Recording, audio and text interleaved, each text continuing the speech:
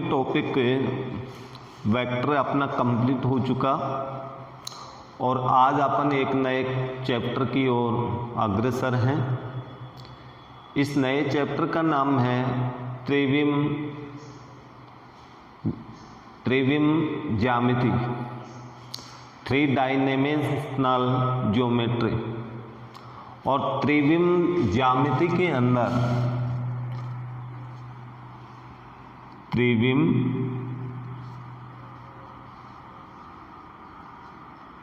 ज्यामिति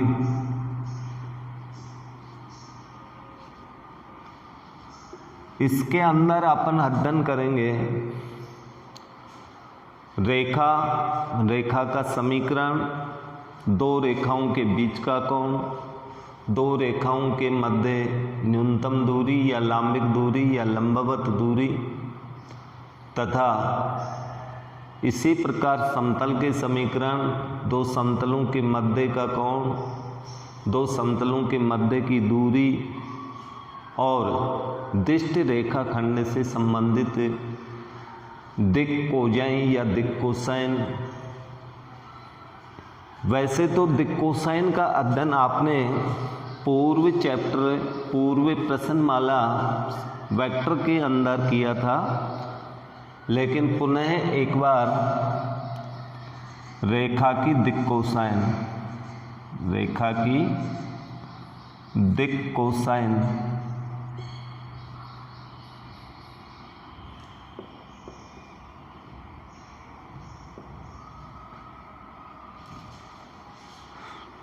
direction cosine, इसका अर्थ होता है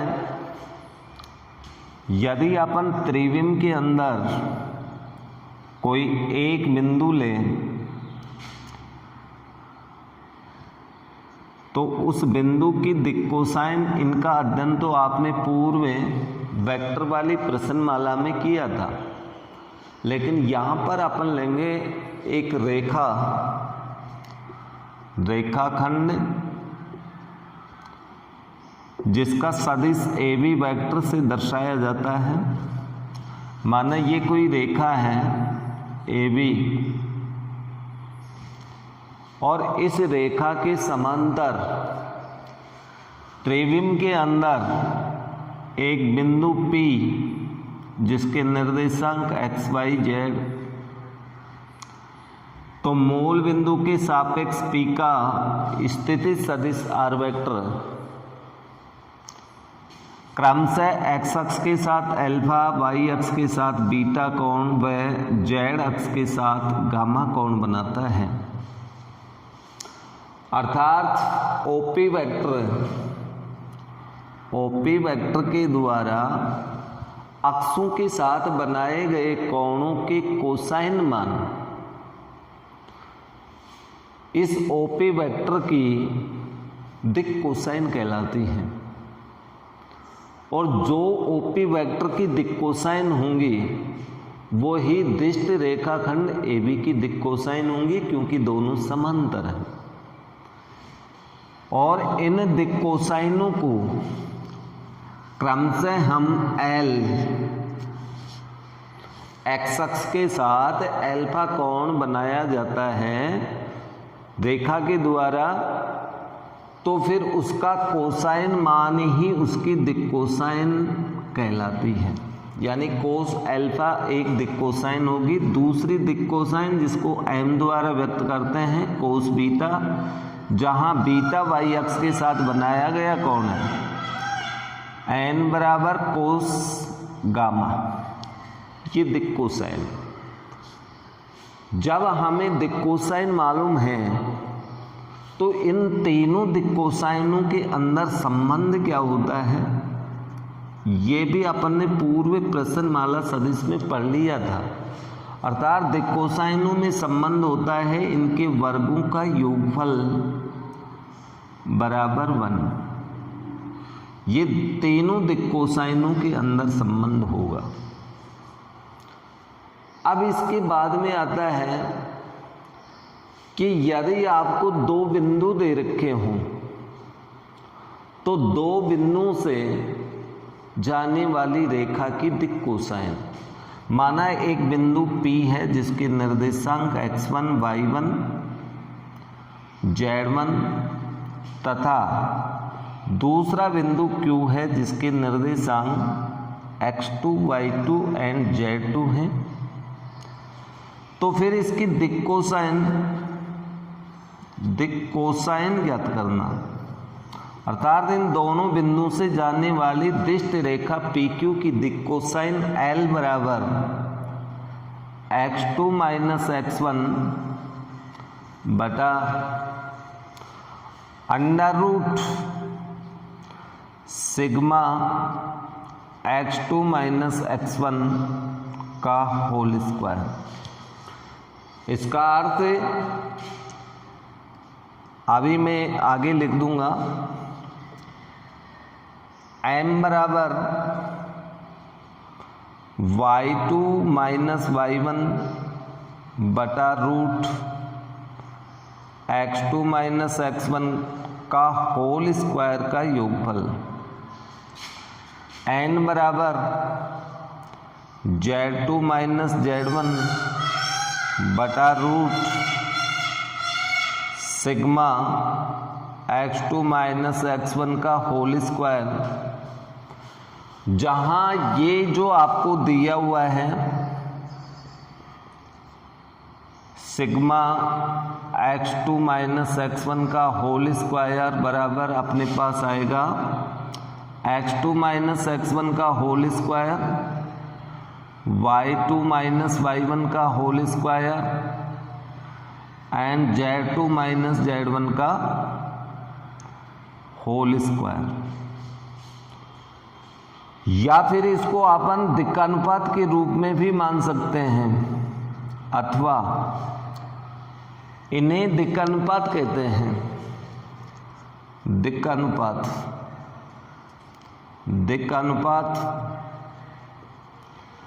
जिनको क्रम से अपन स्मॉल ABC से लिखते हैं, a बराबर x2 माइनस x1, b बराबर y2 माइनस y1 और c बराबर होता है z2 माइनस z1। ये दिक्कानुपात कहलाते हैं। तो दिक्कानुपातों के रूप में दिक् कोसाइन ज्ञात करना आपने पूर्व प्रश्नमाला वेक्टर वाले में पढ़ा था। वो ही सूत्र अपना दिक् कोसाइन के रूप में ये दो बिंदुओं से जाने वाली रेखा की दर्शाती है।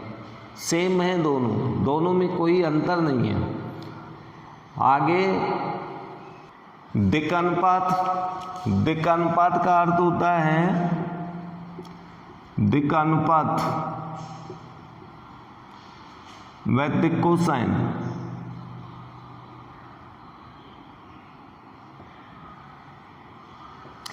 एलिमेंट तथा स्मॉल ABC में क्या संबंध होगा, क्या रिलेशन होगा।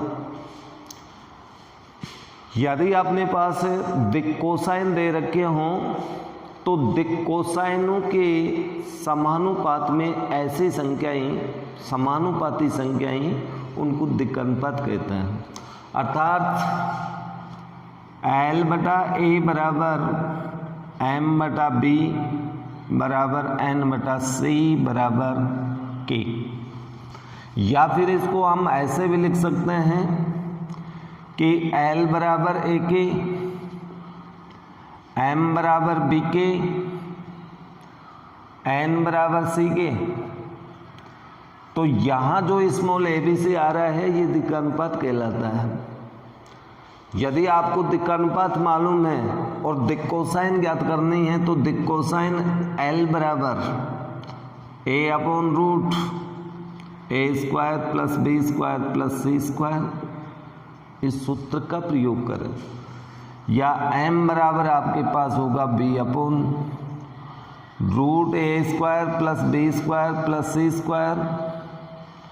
N बराबर होगा C upon root A square plus B square plus C square. जहां दिक्कानुपात यदि अपन को ज्ञात करना हो और कोई भी स्थिति सदिश दे रखा हो तो स्थिति सदिश के अदिश घटकों को ही दिक्कानुपात कहते हैं। स्थिति सदिश के अदिश घटक, स्थिति सदिश के अदिश घटक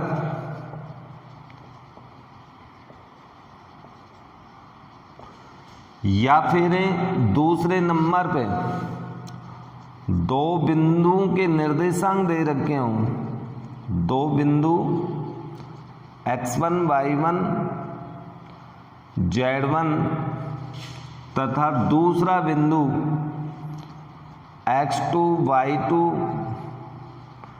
z2 दे रखा हो, तो दिक्कनुपात A बराबर अपने पास होगा x2 माइनस x1, B बराबर होता है y2 माइनस y1 और C का मान होगा z2 माइनस z1, जो कि पूर्व प्रश्नमाला सदिश वाली जो वेक्टर वाली प्रश्नावली पढ़ी थी उसमें भी हमने डायरेक्शन कोसाइन का प्रयोग यानी उनको निकालना, उनके अंदर संबंध तथा दिक्कनुपात व दिक्कोसाइन में संबंध का अध्ययन किया था और वो ही अध्ययन आपके त्रिविम ज्यामिति के अंदर है। तो त्रिविम ज्यामिति के अंदर जो आपकी पहली एक्सरसाइज है वो केवल दिष्ट रेखाखंडों में डायरेक्शन कोसाइन के ऊपर आधारित है। दिक् कोसाइन, डी कोसाइन या डायरेक्शन कोसाइन किसी भी शब्द के रूप में लिखा है, इन सभी शब्दों का अर्थ LMN है, अर्थात L, M और N का मान।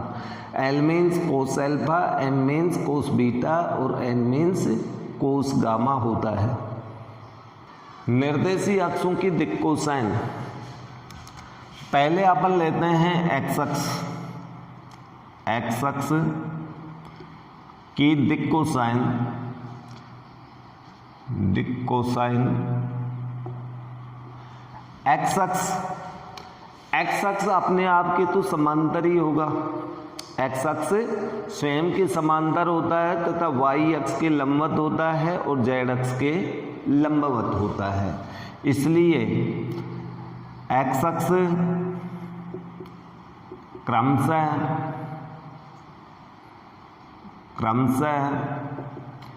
0, π/2 और π/2 तीनों अक्षों के साथ कोण बनाता है, तीनों अक्षों के साथ कोण बनाता है। इसलिए L बराबर कोस 0, M बराबर कोस π/2, N बराबर कोस π/2 तीनों अक्षों के साथ क्रम से 0 एंड 90 डिग्री के कोण बनाता है। इसलिए L बराबर कोस 0 का मान 1 होता है, M बराबर अपने पास ये 0 हो गया, N बराबर 0। इसलिए दिक् कोसाइन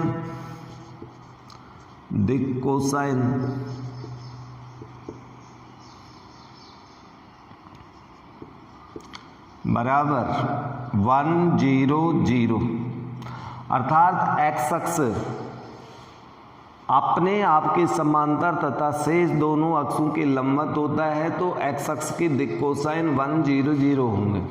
इसी तरह से अब शेष y अक्ष की दिक् कोसाइन अपन ज्ञात करें, y अक्ष की दिक् कोसाइन, तो y अक्ष अपने आप के तो समांतर होगा, अर्थात y अक्ष y के साथ तो 0 डिग्री का कोण बनाएगा, जबकि x और z के साथ लंबवत होगा। तो आपके पास इसकी दिक् कोसाइन होंगी 0 1 0, इसकी तरह ही आप निकाल लेना। नंबर 3 z अक्ष की दिक् कोसाइन, z अक्ष अपने आप के तो समांतर होगा, शेष x और y के साथ लंबवत का कोण बनाएगा, इसलिए इसका मान दिक् कोसाइन के रूप में ये होगा। अर्थात ये तीनों निर्देशीय अक्षों का दिक् कोसाइनों का मान है। x अक्ष की दिक् कोसाइन 1 0 0, y अक्ष की 0 1 0 और z अक्ष की दिक् कोसाइन 0 0 1 होती है। पहला एग्जाम्पल है, उस रेखा की दिक् कोसाइन ज्ञात कीजिए जो निर्देशीय अक्ष एक्स अक्ष, वाई अक्ष और जेड अक्ष की धनात्मक दिशा के साथ क्रम से 90, 60 और 30 डिग्री का कोण बनाती है, तो रेखा की जब अपन दिक् कोसाइन ज्ञात करेंगे, रेखा की दिक् कोसाइन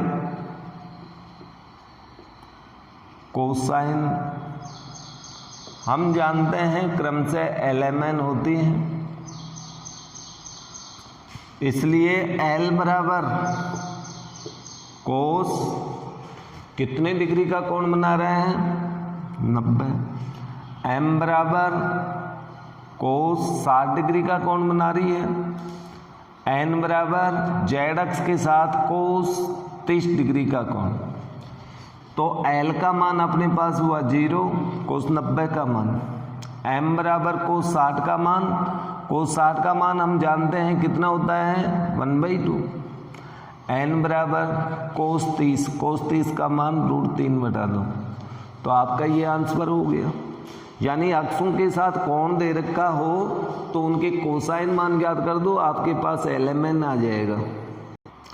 यहाँ पर एग्जाम्पल नंबर 2 है, इसमें दिक् अनुपात दे रखे हैं क्रम से 2, -1 एंड -2, अर्थात इसका अर्थ ये हुआ कि ABC का मान A मीन्स आपको 2 दिया, B मीन्स आपको -1 दिया एंड C मीन्स आपको दिया -2।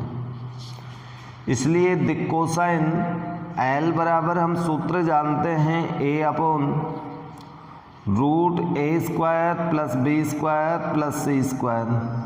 अब इसमें मान रख दो 2/√2 का वर्ग 4 -1 का वर्ग 1 और 2 का वर्ग 4, तो कुल मिला के 2/√9। इसी तरह से M बराबर B/√A² + B² + C², तो इसमें भी अपन मान रखें तो -1 कितना आ जाएगा √9, और n का मान अपन ज्ञात करें तो n बराबर अपने पास आएगा सूत्र -c/√A² + B² + C², तो c का मान -2/√9। इस तरह से आपको दिक् कोसाइन के मान निकालने हैं, तो ये दिक् कोसाइनों के मान होंगे। वैसे अपन यहाँ देखें तो √9 का मान भी होता है, तो 2/3 लिख सकते हैं, इसको अपन -1/3, और √9 का मान यहाँ भी निकाल दें तो -2/3, ये दिक् कोसाइन होंगी। अब एग्जाम्पल नंबर 3 है, वो दो बिंदुओं को मिलाने वाली रेखा की दिक् कोसाइन ज्ञात कीजिए। अब दो बिंदुओं को मिलाने वाली रेखा की दिक् कोसाइन से पहले दो बिंदुओं को मिलाने वाली रेखा के दिक् अनुपात निकालेंगे, और दिक् अनुपात निकाल करके इसी सूत्र का प्रयोग आप कर देंगे। अर्थात दिक् अनुपात A बराबर x2 - x1, B बराबर y2 - y1 और C बराबर z2 - z1 के सूत्र से पहले दिक् अनुपात निकाल लेना ABC, और ABC आने के बाद इसी सूत्र का प्रयोग कर देना, आपके पास आंसर आ जाएगा। तो एग्जाम्पल नंबर 3 आप खुद ही कर लेंगे। एग्जाम्पल नंबर 4 आपको पहले ही बता दिया कि तीनों निर्देशीय अक्षों की दिक् कोसाइन ज्ञात करना। तो पहले की x अक्ष की 1 0 0 हो जाएगी, दूसरे की 0 1 0 हो जाएगी और तीसरे की 0 0 1 होगी, ये पहले ही बता चुका। अब एग्जाम्पल नंबर 6 देखिए, एक रेखा x अक्ष और y अक्ष की धन दिशा के साथ क्रम से x के साथ तो 30 डिग्री, y अक्ष के साथ 60 डिग्री का कोण बनाती है, तो बताइए कि ये रेखा z अक्ष के साथ कितना कोण बनाएगी। अर्थात z अक्ष का कोण गामा का मान आपको निकालना है। इसलिए अपन यहाँ पर लिखते हैं, चूँकि L बराबर अपने पास हो गया कोस 30 डिग्री, अल्फा का मान दे रखा है, M बराबर आपको दे रखा है कोस 60 डिग्री, और N बराबर आपके पास आ जाएगा कोस गामा। अर्थात गामा का मान अपन को निकालना है, तो L बराबर कोस 30 का मान होता है √3/2, M बराबर अपने पास कोस 60 का मान 1/2 और N बराबर ये है ही। लेकिन हम जानते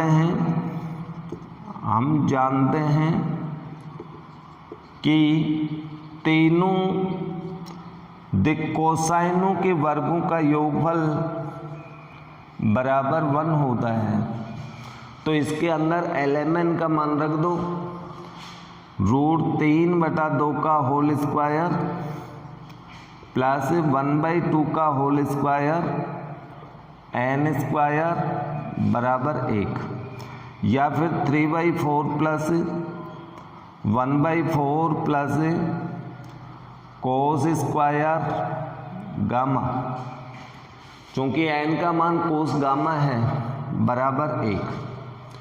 इनको जोड़ेंगे तो अपने पास 1 प्लस कोस स्क्वायर गामा बराबर 1 या कोस स्क्वायर गामा बराबर 0 पक्षांतरण करने पर, या कोस गामा बराबर भी 0।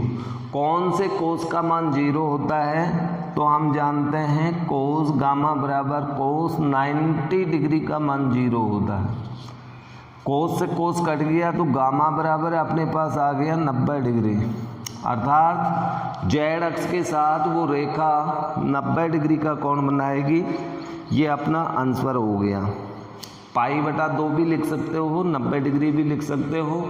ये डिग्री में है, वो आपका रेडियन पद्धति के अंदर π/2 हो जाएगा। अब एग्जाम्पल नंबर 6 के बाद अपन 7वां एग्जाम्पल देखें तो ये थोड़ा सा अलग टाइप का है। एग्जाम्पल नंबर 7 है, यदि कोई रेखा अक्षों के साथ क्रमशः अल्फा, बीटा एंड गामा कोण बनाती है, अक्षों के साथ ये कोण बना रही है, तो सिद्ध कीजिए sine square alpha plus sine square beta plus sine square gamma बराबर 2। ये अपन को सिद्ध करना है, और ये सिद्ध करने के लिए सबसे पहले अपन यहाँ लिखेंगे अक्षों के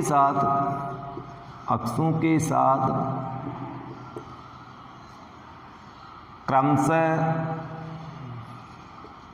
कोण अल्फा, बीटा तथा गामा, इसलिए L बराबर कोस अल्फा, M बराबर कोस बीटा एंड N बराबर कोस गामा, ये दिक् कोसाइन होंगे। या फिर हम जानते हैं L square plus M square plus N square बराबर 1, ये सूत्र होता है दिक् कोसाइनों के अंदर रिलेशन। L का मान रखें तो cos square alpha, cos square beta plus cos square gamma बराबर 1।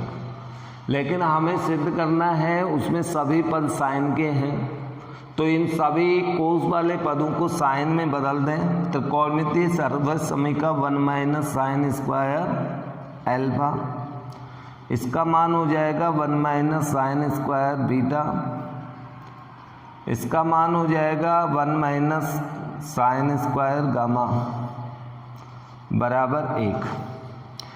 1, 2 और 3, लेफ्ट में आपके पास 3 minus sine square alpha minus sine square beta minus sine square gamma बराबर 1। माइनस वाले सारे पदों को अपन पक्षांतरण करें तो 3, 1 को इधर लाएंगे -1 बराबर साइन वाले सारे पद इधर आएंगे तो ये सब प्लस के हो जाएंगे।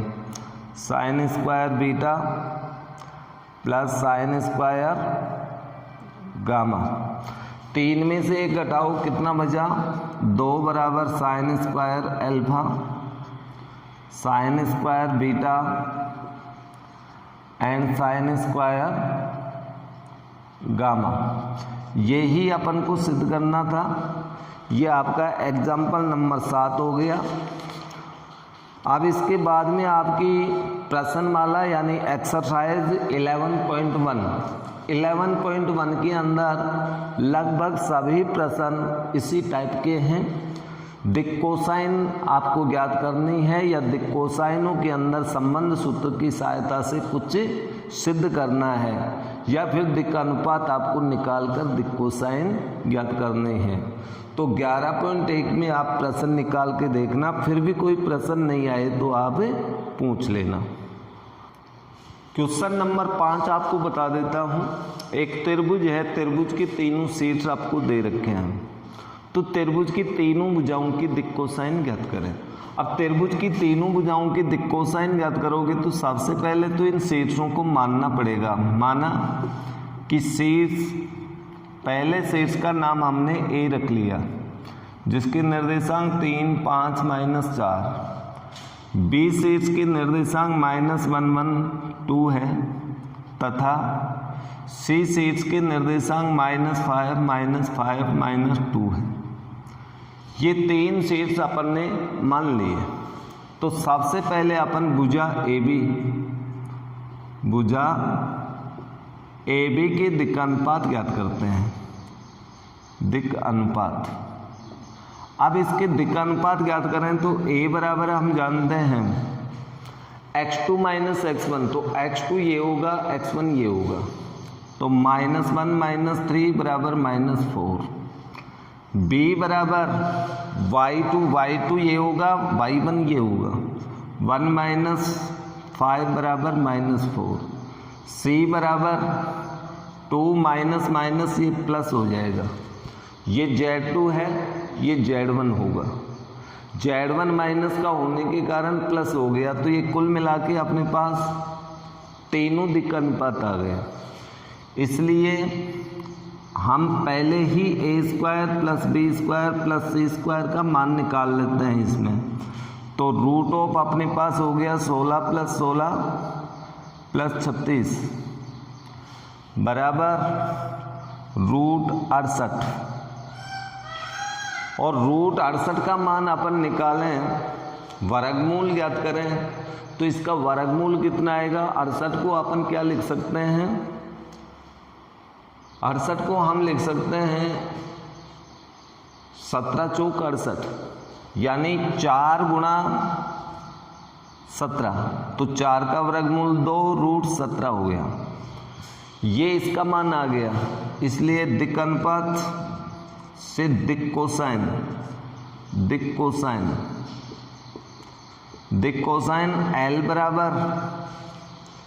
L बराबर अपने पास ये सूत्र होता है √a² + b² + c² से बराबर a का मान -4 और इसका मान हमने निकाल लिया 2 √17। इसी तरह से m बराबर b/, आ जाएगा, b का मान -4 बटा 2 √17 और n बराबर अपने पास मान हो जाएगा 6/2 √17। अब यदि आप काटना चाहो तो आप 2 से कट रहा भी है तो ये हो जाएगा -2/√17। दूसरी दिक् कोसाइन -2/√17 और तीसरी दिक् कोसाइन 3/√17। तो ये एक भुजा ए बी की दिक् कोसाइन आ गई। इसी प्रकार आप बी सी भुजा के पहले दिक् अनुपात,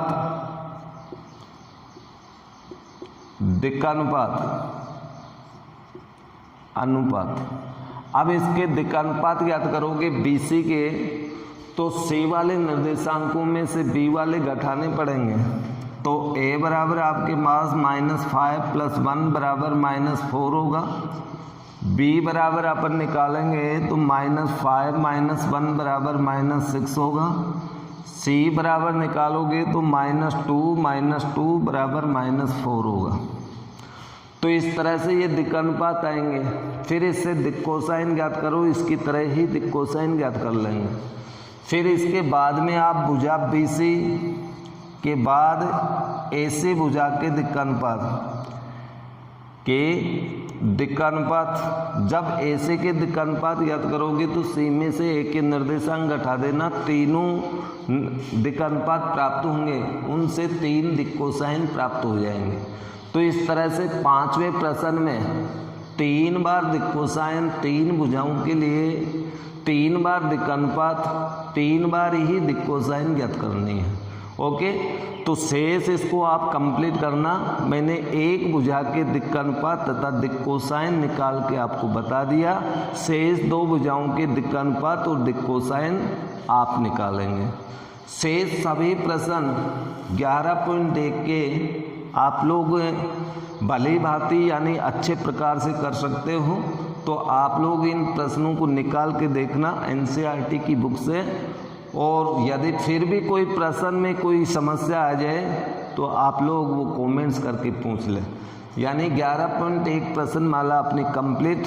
अब इससे आगे कुछ रेखाओं से संबंधित सूत्र हैं, और पहले आप लोगों को ये सूत्र याद करने पड़ेंगे। सूत्र याद होने के पश्चात ही आप 11.2 तथा आगे की एक्सरसाइज हल कर पाएंगे। तो आइए आगे के कुछ फॉर्मूले देखते हैं। पूर्व टॉपिक अपन ने पढ़ा दिष्ट रेखा की दिक् कोसाइन तथा दिक् अनुपातों से संबंधित। अब है दी गई रेखा के समीकरण।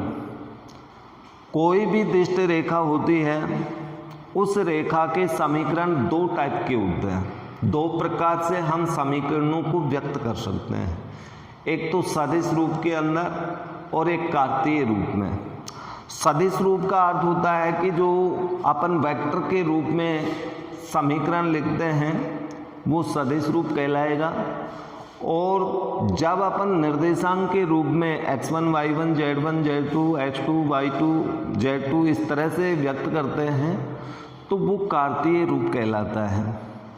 तो दोनों रूपों के अंदर रेखाओं के समीकरणों का अध्ययन करेंगे। समीकरण दो प्रकार के होते हैं। समीकरण दो प्रकार के होते हैं, जिसमें पहला तो आता है आपका सदिश रूप और सेकंड है आपका कार्तीय रूप। इसका अर्थ है वेक्टर के रूप में यानी सदिश रूप में, और कार्तीय रूप का अर्थ है निर्देशांक के रूप में, निर्देशांकों के रूप में। जो समीकरण होंगे वो कार्तीय समीकरण कहलाएगा और वो ये कहलाएगा। अब दी गई रेखा का जो पहला बिंदु है, पहली टाइप का जो समीकरण है वो इस प्रकार का है। एक बिंदु से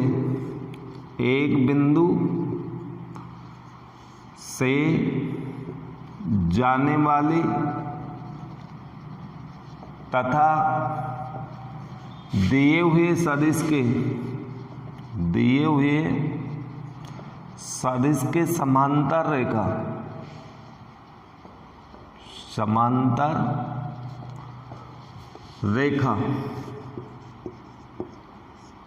का समीकरण।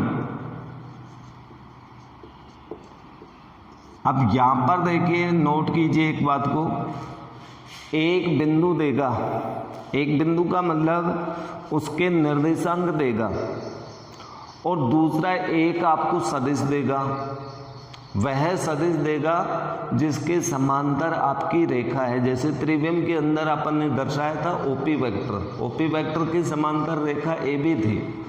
AB में दो बिंदु थे, लेकिन दो में से एक बिंदु के निर्देशांक दे रखे हैं और एक समांतर सदिश दे रखा है। तो पहला रूप इसमें आता है सदिश रूप में रेखा का समीकरण। सदिश रूप में रेखा का समीकरण, रेखा के समीकरण को R वेक्टर से दर्शाएंगे। R वेक्टर बराबर A vector plus lambda B vector. ये आपकी रेखा का सदिश समीकरण है। और इस सदिश समीकरण के अंदर जो ये सिंबल्स दिए गए हैं, इनका अर्थ क्या होता है? यहाँ पर R वेक्टर का मान हमेशा x i Kaif y j Kaif plus z k Kaif किसी भी चलित बिंदु का जिसके निर्देशांक x y z है मूल बिंदु के सापेक्ष स्थिति सदिश। और ए वेक्टर का अर्थ होता है जो बिंदु आपको दिया गया उसका सदिश। दिए गए बिंदु का स्थिति सदिश, और स्थिति सदिश तो हमेशा मूल बिंदु के सापेक्ष होता है, ये ए वेक्टर कहलाएगा। और बी वेक्टर का अर्थ है ये है समांतर सदिश। जो आपको रेखा के समांतर सदिश दिया जाएगा वो बी वेक्टर है। और लैम्ब्डा एक अदिश राशि है, अदिश राशि, ये एक अदिश राशि है, अदिश नियतांक है। तो सदिश रूप में रेखा का समीकरण ज्ञात करना हो तो ये सूत्र लगाना है। अब इसके पश्चात आता है कार्तीय रूप में वै। पहले टाइप में ही दो समीकरण है, सदिश रूप और कार्तीय रूप। तो कार्तीय रूप में समीकरण, कार्तीय रूप में रेखा का समीकरण होता है x बटा x माइनस x1 बटा a, y माइनस y1 बटा b, z माइनस z1 बटा c। जहाँ a, b और c दिक्कनुपात हैं और ये दिक्कनुपात हमेशा जो समांतर सदिश दे रखा है उसके अदिश घटक होंगे। और x1, y1, z1 दिए गए बिंदु के निर्देशांक है। तो इस रूप में जब रेखा का समीकरण लिखा जाता है तो वो कार्तीय रूप कहलाता है, इस रूप में लिखते हैं वो सदिश रूप कहलाता है। इस सदिश रूप को हम कार्तीय रूप में बदल सकते हैं, और कार्तीय रूप में बदलने के लिए ये सारे मान इसमें रखने पड़ेंगे। दोनों पक्षों की तुलना करके या लैम्ब्डा का मान निकालें तो लैम्ब्डा का हर एक मान ये आएगा, एक ये आएगा, एक ये आएगा। तो तीनों मान लैम्ब्डा के हैं तो तीनों को बराबर रख देंगे, कार्तीय रूप आ जाएगा। ओके, लेकिन वो अपन प्रश्न हल करेंगे तब देखेंगे। एक सूत्र तो ये था एक टाइप का, एक बिंदु से जाने वाले दिए हुए सदिश के समांतर रेखा के सदिश एवं कार्तीय समीकरण। दो बिंदुओं से जाने वाली रेखा का समीकरण। अब दो बिंदुओं से जाने वाली रेखा का समीकरण अपन देखें तो दोनों बिंदुओं के निर्देशांक आपको देगा। इस स्थिति में भी आपके वो ही दो समीकरण होंगे, एक तो होगा सदिश रूप। सदिश रूप में रेखा का समीकरण होगा आर वेक्टर बराबर A vector plus lambda B vector minus A vector, जहाँ ए वेक्टर पहले बिंदु का स्थिति सदिश है और बी वेक्टर दूसरे बिंदु का स्थिति सदिश है। वह कार्तीय रूप में रेखा का समीकरण। कार्तीय रूप में रेखा का समीकरण ज्ञात करें तो x माइनस x1 बटा x2 माइनस x1, यानी वही अनुपात हो गया ये y माइनस y1 बटा y2 minus y1, z2 minus z1 बटा z minus z1, z minus z1 बटा z2 माइनस z1। ये कार्तीय समीकरण होगा दो बिंदु से जाने वाली रेखा का। इसके पश्चात नंबर 3 पे आता है दो रेखाओं के मध्य कोण।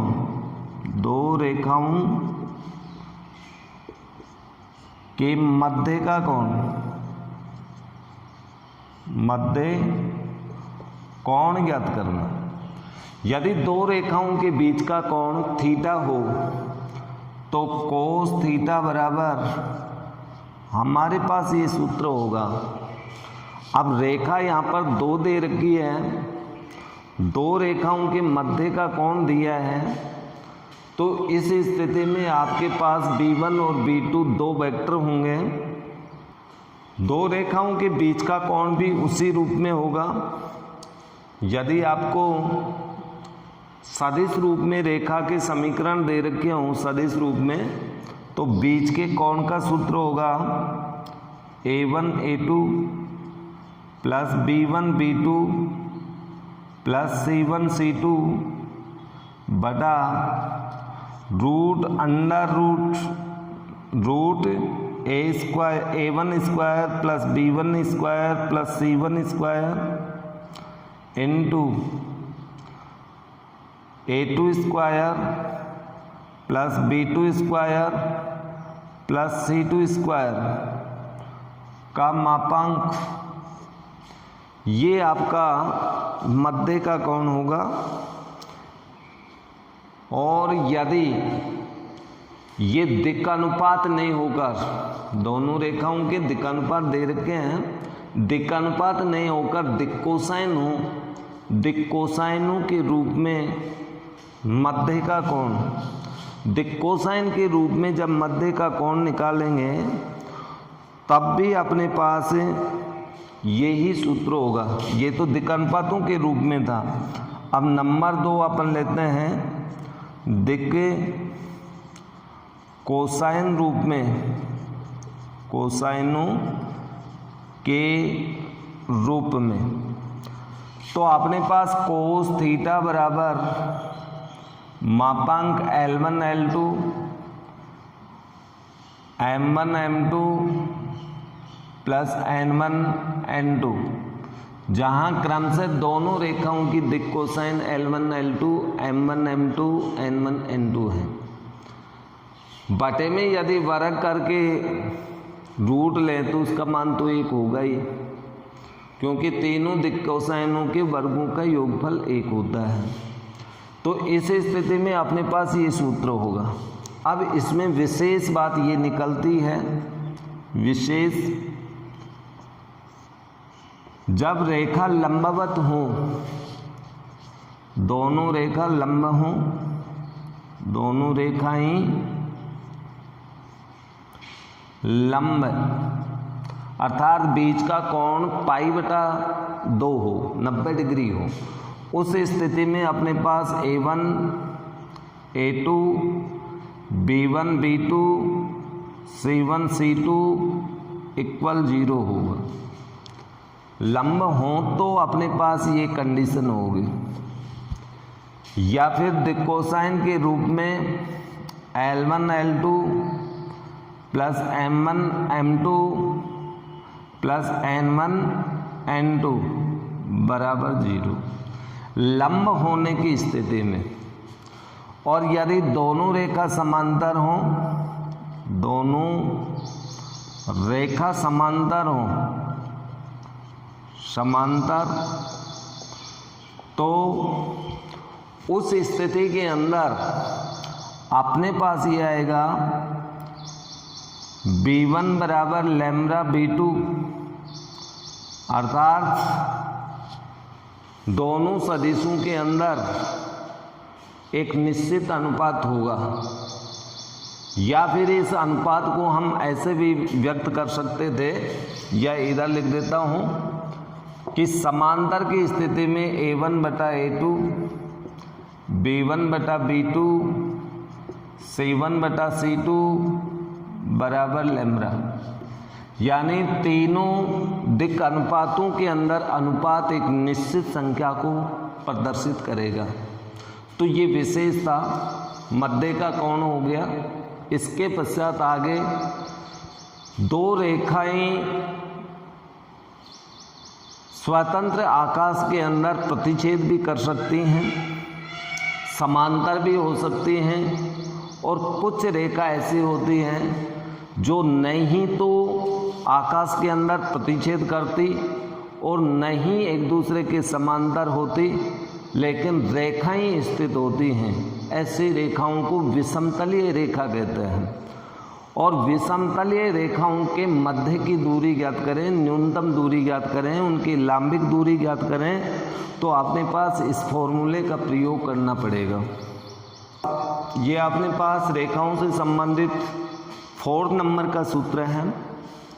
दो रेखाओं के मध्य न्यूनतम या लांबिक या लघुत्तम दूरी। अब ये आपको मैंने पहले बता दिया कि दो रेखा एक दूसरे को प्रतिच्छेद कर सकती हैं, यानी क्रॉस इस तरह से कर सकती हैं। दो रेखा समांतर हो सकती हैं और दो रेखा ऐसी हो सकती हैं जो न तो प्रतिच्छेद करती हों और न ही समांतर हैं। तो इस प्रकार से जो रेखा होंगी जो न तो समांतर हों न ही स्वतंत्र आकाश में एक दूसरे को प्रतिच्छेद करें, उन रेखाओं को विषमतलीय रेखा कहते हैं। और विषमतलीय रेखाओं के मध्य अपन न्यूनतम या लांबिक दूरी या लघुत्तम दूरी ज्ञात करें तो वो इस प्रकार से ज्ञात करेंगे। पहला, सदिश रूप में दो विषमतलीय रेखाओं के मध्य दूरी। विषमतलीय रेखाओं की बात कर रहे हैं, विषमतलीय रेखाएं सदिश रूप में हो, सदिश रूप में हो तो न्यूनतम दूरी। मान लिया कि दो रेखा r1 वेक्टर बराबर या r वेक्टर बराबर एक रेखा ये है a1 vector plus lambda b1 vector, ये तो एक रेखा है। दूसरी रेखा है r2 या r वेक्टर बराबर a2 vector plus mu b2 vector. Number 2 lines, ये दोनों रेखा विषमतलीय हैं और विषमतलीय की पहचान ये है कि यदि b1 b2 वेक्टर अलग अलग हों, यानी ये दोनों वेक्टर सेम नहीं हो तो विषमतलीय। ये दोनों वेक्टर b1 बराबर b2 वेक्टर तो दोनों रेखा समांतर हो जाएंगी, पैरेलल हो जाएंगी। ये आपका अलग अलग भी हो सकता है, सेम भी, इससे कोई फर्क नहीं पड़ेगा।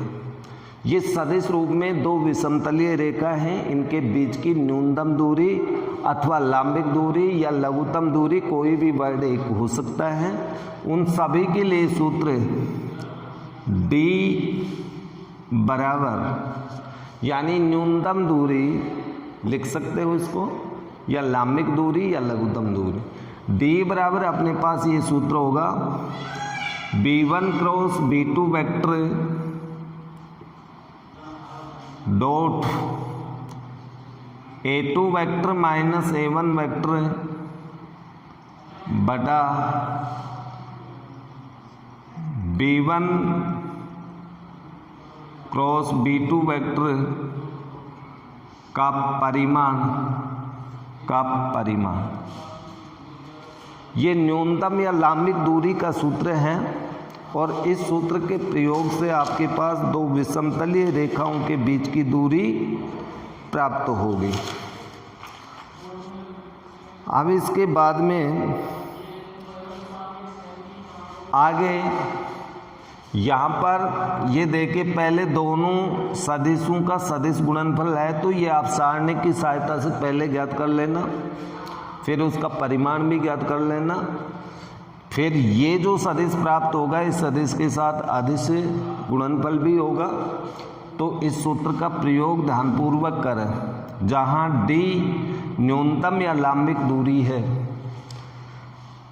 दूसरा फॉर्मूला अपने पास आता है, रेखा कार्तीय रूप में हो, कार्तीय रूप में रेखाओं के समीकरण। मान लीजिए आपके पास कार्तीय रूप में दो रेखा इस प्रकार से हैं, a1 y minus y2 y1 b1 z minus z1 बटा c1।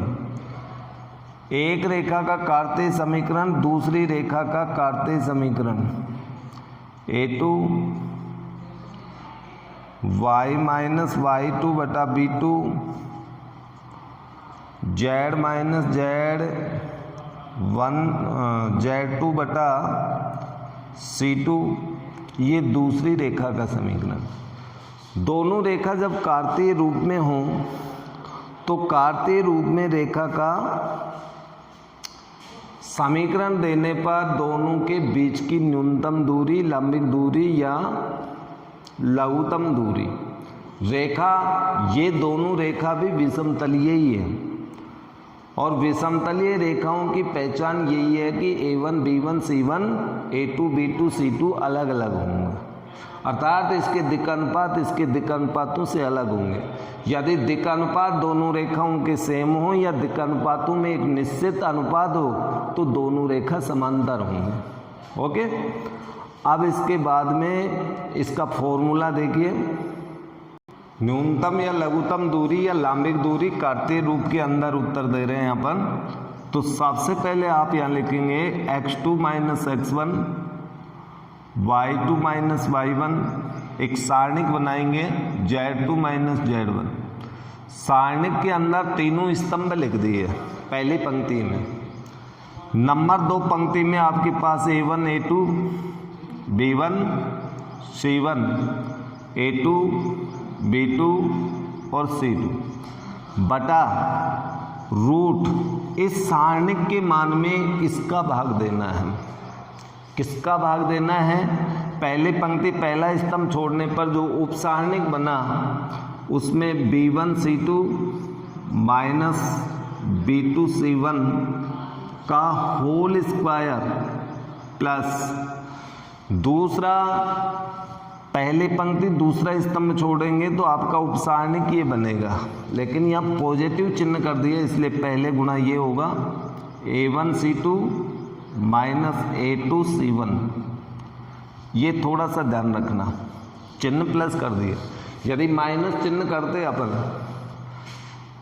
तो अपने पास ये आएगा, और प्लस चिन्ह करते हैं तो पहले अपन को ये लिखना पड़ेगा a2 c1 minus a1 c2 plus पहली पंक्ति तीसरा स्तंभ छोड़े तो ये आएगा a1 b2 minus a2 b1 का होल स्क्वायर। तो ये कार्तीय रूप के अंदर दो रेखाओं के मध्य न्यूनतम दूरी है।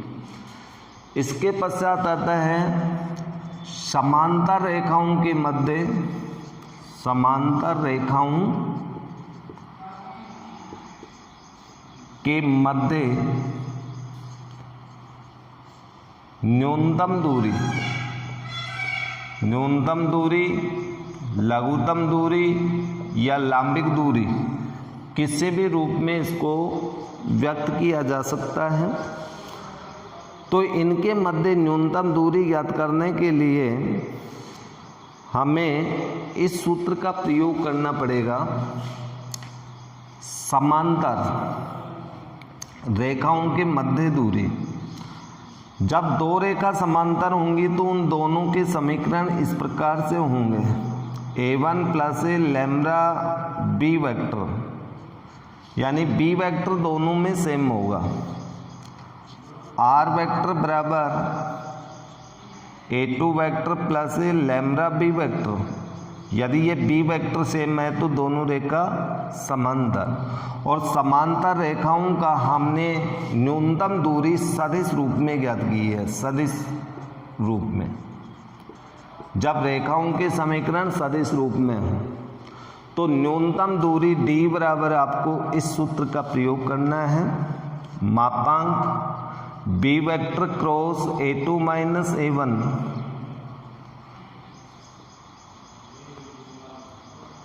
बटा b वेक्टर का परिमाण, क्योंकि ऊपर a2 माइनस a1 वेक्टर का b के साथ क्रॉस प्रोडक्ट करेंगे तो एक सदिश आएगा, उस सदिश का भी आपको परिमाण लेना पड़ेगा। तो इस प्रकार से रेखाओं से संबंधित जो अपने पास टॉपिक था, इस टॉपिक में निम्न सूत्रों का प्रयोग करना पड़ेगा, जिसमें पहला सूत्र था एक बिंदु से जाने वाली, दूसरा दो बिंदु से जाने वाली, तीसरा रेखाओं के बीच का कोण और चौथा रेखाओं के मध्य न्यूनतम लघुत्तम दूरी, जिसमें विषमतलीय और समांतर रेखा आती हैं। तो पहले अपने पास ये सूत्र अच्छे से याद होने चाहिए और सूत्र याद होने के पश्चात अपन इन प्रश्नों को बिल्कुल सामान्य तरीके से आसानी से हल कर लेंगे। एग्जाम्पल नंबर फर्स्ट है, एक बिंदु से जाने वाली तथा इस सदिश के समांतर रेखा का सदिश एवं कार्तीय दोनों रूपों में समीकरण पूछा है। तो सबसे पहले अपन इसका हल निकाल देते हैं। पहला सदिश समीकरण, सदिश समीकरण, और सदिश समीकरण अपन ज्ञात करें तो यहाँ पर चूंकि आपको ये दे रखा है, चलो पहले आप इसमें ये मान लेना, बिंदु से जाने वाले सदिश को ए वेक्टर बोलते हैं 5i cap plus 2j cap minus 4k cap, और समांतर सदिश को बी वेक्टर से दर्शाते हैं तो 3i cap plus 2j cap plus 8k cap है। अब इसके पश्चात अपन देखें तो यहाँ पर पहला सदिश समीकरण, सदिश समीकरण, और सदिश समीकरण में डायरेक्ट सूत्र लगा दें अपन, आर वेक्टर बराबर A vector plus lambda B vector. तो यहाँ मान रख देंगे, आर वेक्टर बराबर A vector means 5i cap 2j cap minus 4k cap plus lambda into B vector means 3i cap plus 2j cap plus 8k cap.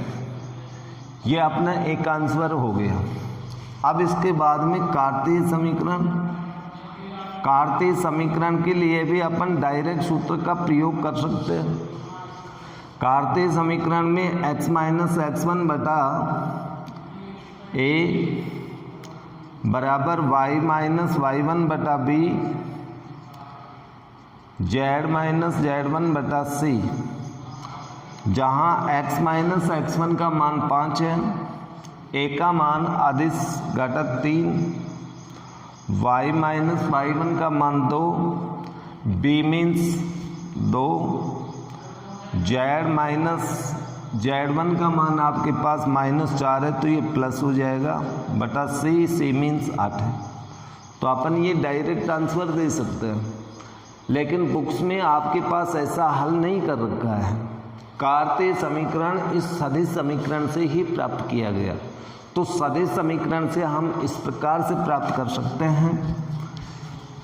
सदिश समीकरण से कार्तीय रूप लाने के लिए आर वेक्टर का मान स्थिति सदिश के रूप में रखना पड़ेगा, जे कैप जेड के कैप। यहाँ पर आई एक साथ लिखे तो 5 प्लस 3 लैम्ब्डा आई कैप, 2 प्लस 2 लैम्ब्डा जे कैप प्लस -4 प्लस 8 लैम्ब्डा की कैप। दोनों पक्षों में तुलना करें तो तुलना से अपने पास आई कैप अदिश घटक देखिए, अदिश घटक x बराबर अपने पास 5 प्लस 3 लैम्ब्डा, इधर y बराबर अपने पास 2 प्लस 2 लैम्ब्डा, इधर z बराबर अपने पास आएगा -4 प्लस 8 लैम्ब्डा। यानी दोनों पक्षों में अदिश घटक तुलना कर दी।